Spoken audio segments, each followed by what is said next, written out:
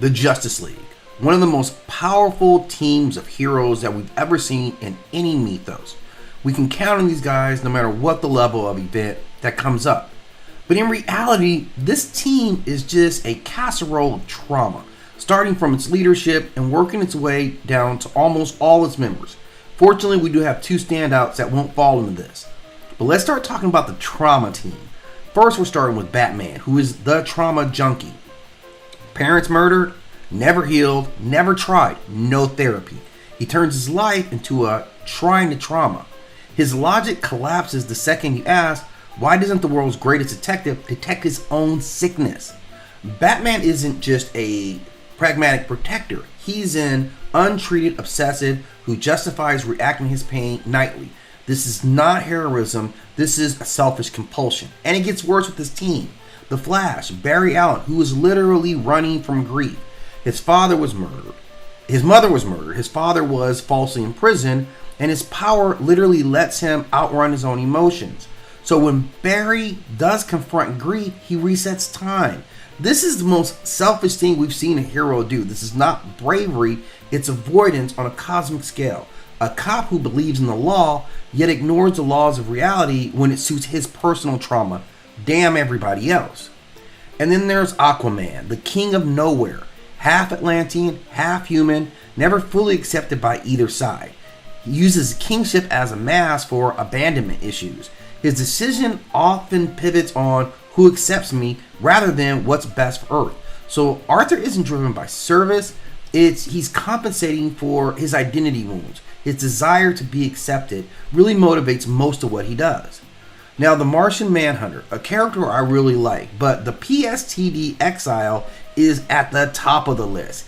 He's a survivor of a genocide. He saw his entire culture, civilization, and race completely wiped out. This guy carries survival grief so heavy it defies gravity itself. Instead of healing, he immerses himself in Earth's tragedy. This way he validates his own pain.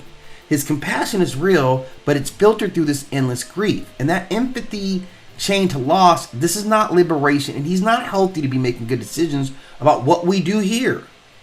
Now, Cyborg. Now, this is humanity broken into pieces. Body manipulated, forced into this half-machine existence. Intellectualizes his trauma, but he never actually heals from his trauma, which is major. Imagine all of a sudden part of your body is a machine. You're never going to be human again, but you don't go to therapy to fix any of that. You just download some software. Every mission doubles as proving I still count as a human, and we see that. And his heroism is inseparable from his self-loathing. And the League lets him stick around there, just stuck in that, letting him mire in the conditions that we definitely see on display all the time. Now, the stable ones, we're talking about Superman and Wonder Woman. Now, Kal-El, yes, his planet died, but he was raised with love and stability. His values come from healed people. That's why he radiates hope, because he's not running from his ghost. He's embracing what's coming to him by getting good advice from his father and I think his mother, who showed that they loved him by giving him as much as they could. He even reconnects with family, so that's kind of a healing thing for him. Now, Diana obviously was raised in harmony. She's anchored in faith and justice. Her conflicts come from principles and not wounds. So you don't need to prove to her that you're a hero. She doesn't have that trauma to make her compelling. So these two aren't just anchors. They're the only ones who actually show what heroism looks like. It's rooted in clarity and not pathology. Now, the League normalizes dysfunction at the top of a global power. You're not the model for healing. They're modeling avoidance, repression, and compulsive reenactment. Our culture calls that stuff heroes, but let's be honest, in real life, Batman would be an untreated vigilante terrorizing the mental ill.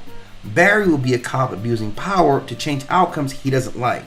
Victor would just be trapped in body dysmorphia without any support, and none of these guys would pass any psych evaluation for any level of leadership, let alone world defense. And that's the problem that we have with the Justice League.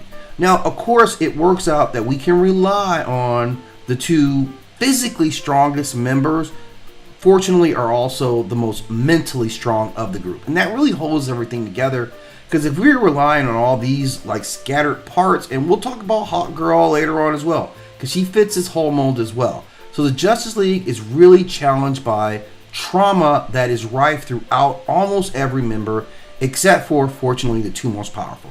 So give me your thoughts on the Justice League, how they're constituted, and what it means that this hero team is made up from so much real trauma.